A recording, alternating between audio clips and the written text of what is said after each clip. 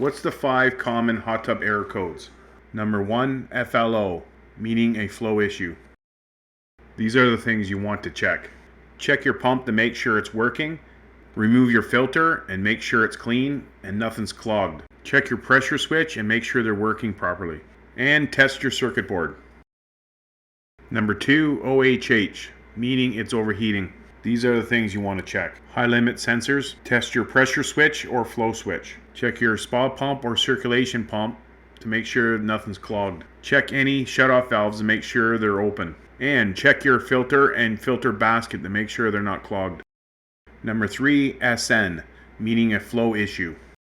These are the things you want to check. Make sure your hot tub pump is working. Make sure your water's high enough in the hot tub. Check your sensors and sensor wires. Check your shutoff valves to make sure they're open. Check your filter and filter basket to make sure nothing's clogged or obstructing the water flow. Number 4, 3 flashing lights or 3 solid lights, meaning there's a flow issue. These are the things you want to check. Make sure your water level is high enough. Make sure your pump is working properly. Make sure your shutoff valves are open. Check your pressure switch or flow switch. And check your filter and filter basket.